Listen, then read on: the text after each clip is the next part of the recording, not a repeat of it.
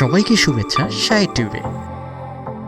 সঙ্গে থাকতে সাবস্ক্রাইব করে বেল বাটনটি ক্লিক করে রাখবেন, কারণ পরবর্তী ভিডিও নোটিফিকেশনের মাধ্যমে সাথে সাথে পেয়ে যাবেন। ওকে, আমি হচ্ছে ইউরো ইউএসডি চার্টে আছি। আজকে আমরা একটু ছোটোখাটো অ্যানালাইসিস করব। অলরেডি কিন্তু আমরা SL1-এ বাস খেয়ে বসে আছি যাদের ছোটো অ্যাকাউন্ট ছিল, আর SL2 তো এটাও হিট করবে আশা করি, কারণ আমাদের যে সাপোর্ট জোন আছে বা ট্রেন্ড লাইন আছে সেগুলো ভেঙে গেছিলো হচ্ছে ওখানে নিউজ হয়েছিল, যখন ওই নিউজের পরপরই হচ্ছে মার্কেটে ডাউন ট্রেন্ড শুরু হয় এবং সবগুলো ভেঙে তারপরে হচ্ছে মার্কেট নামা শুরু করে। এবং SL1 2 এগুলো অলরেডি টুর দিকে যাচ্ছে। SL1 হিট এবং টুটাও হিট করবে। জেনে রাখা ভালো, ইউরোপের যে বর্তমানের অবস্থা আছে, তেল গ্যাস সরবরাহ অনিশ্চয়তার মধ্যে পড়ে গেছে। সেই ক্ষেত্রে ইউরোর আরও কিন্তু দরপতন হইতে পারে এবং ইউএসডি স্ট্রং হইতে পারে। এবং আমরা এই সপ্তাহের যদি নিউজগুলো দেখি, সেই নিউজে কিন্তু তেমন কোনো বড় সড়ো কোনো নিউজ নাই। তবে টিউসডে কিছু নিউজ আছে আর ওয়েডনেসডের কিছু নিউজ আছে।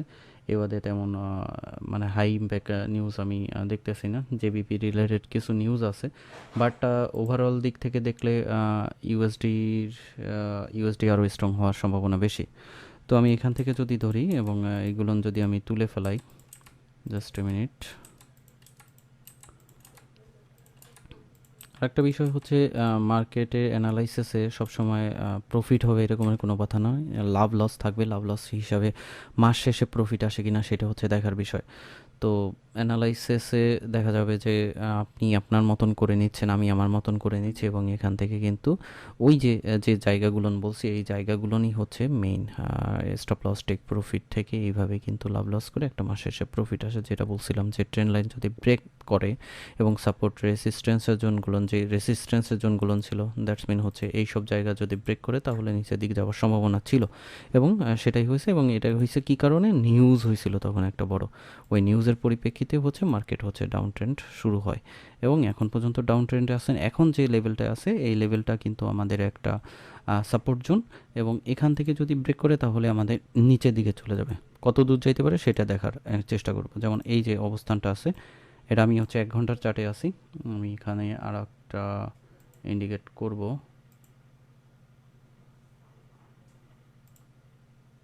আর একটা অবস্থান হচ্ছে এই, তো এই অবস্থান, এই দুইটা অবস্থানই আমি ধরি আপাতত 1 আওয়ার চার্টে। আমরা হচ্ছে এখন থেকে ডে ট্রেডিংয়ের হিসাবে ট্রেডগুলো এন্ট্রি নেব। তো এখান থেকে আমরা যদি এন্ট্রি নিই, সেলের দিকে আমার মতে থাকাটা ভালো হবে, কারণ ইউরোর অবস্থাটা খুবই খারাপ।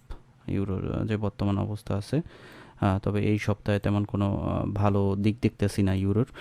সেই হিসাবে ইউএসডি স্ট্রং হওয়ার সম্ভাবনা আছে। এবং আমরা যদি ট্রেন্ড লাইনের ইঙ্গিত নিই, ট্রেন্ড লাইন এখনও যদি সেভাবে ধরে নেয়, তারপর ইঙ্গিত নিলে আমরা এই উপর এটা হায়ার এবং এই হায়ারটা যদি ধরি 1 ঘন্টার চার্টে, তাহলে মার্কেটটা একটু ডাউন ট্রেন্ডের দিকে আছে। যদি এখানে আমি একটু আঁকাঝাঁকা করি, এই অবস্থানটা ব্রেক না করে, যদি এই অবস্থানটা ব্রেক করে উপরে থাকে ক্যান্ডেলগুলো, তাহলে মার্কেট এই পর্যন্ত যাওয়ার সম্ভাবনা আছে, মানে এই এরিয়াটায়।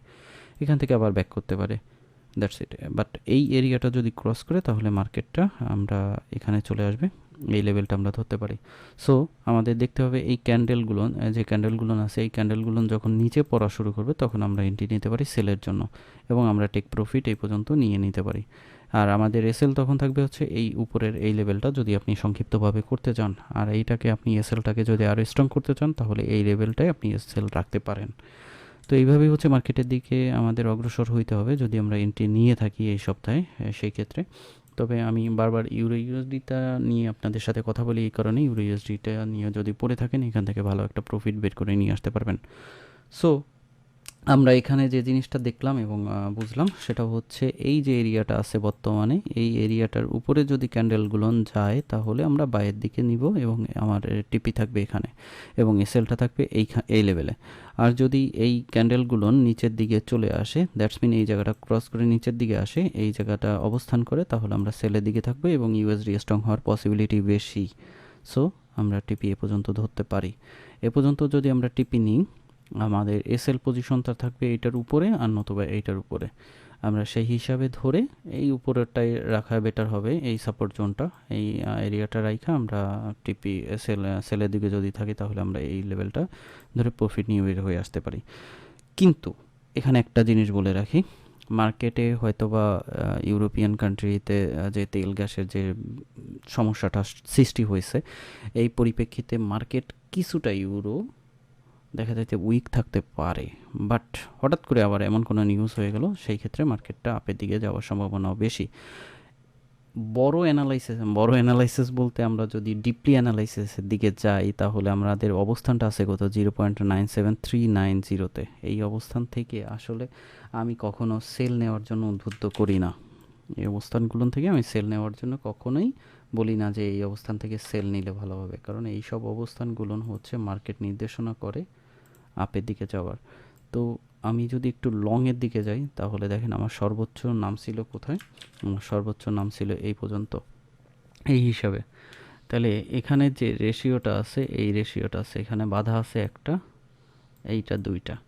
সো আমি যদি এখান থেকে বাইও থাকি, সাপোজ এখান থেকে যদি আমি বাইও নিই তাহলে আমার এসএলের পজিশন যদি আমি এখানে রাখি লং টাইমের জন্য, আমি টিপি কিন্তু এখানে নিতে পারি। মার্কেট যদি একটু মুভমেন্ট করে উপরের দিকে যায় এই অবস্থানটায় তাহলে আমি কিন্তু এখান থেকে প্রফিট নিয়ে বের হয়ে আসতে পারি। ওকে, আর আমি যদি মনে করি যে না ইউএসডি আরও স্ট্রং হবে, সেই ক্ষেত্রে আমি ছোট একটা এন্ট্রি নিতে পারি, এবং এন্ট্রিটা আমার হবে হচ্ছে যখন ক্যান্ডেলগুলো নিচে আসবে তখন এই লেভেলটায়, যখন নিচে আসতেছে তখন আমি এই ক্যান্ডেলগুলো এখনও কিন্তু আমার 4 ঘন্টার চার্ট হিসাবে ক্যান্ডেল নিচে নাই, এখানে কিন্তু দুইটা দেখেন, একটা দুইটা, অতএব এই জায়গাটা কিন্তু ক্রস করে নামতে হবে।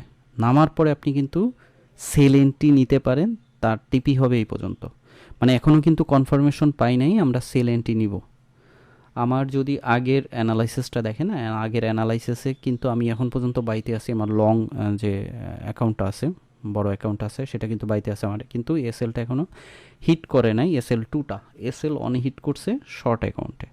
সো এই জিনিসটাও একটা ভাবার বিষয় যে আমি এখানে কতটুকু সময় স্টেক করব এবং মার্কেটটা কোন পজিশনে যাবে সেটা আমাকে আগে দেখতে হবে, দেখার পরে আমি এন্ট্রিটা নিব, তার আগে না। সেই ক্ষেত্রে আপনি যে জিনিসটা করতে পারেন, পেন্ডিং অর্ডার রাখতে পারেন।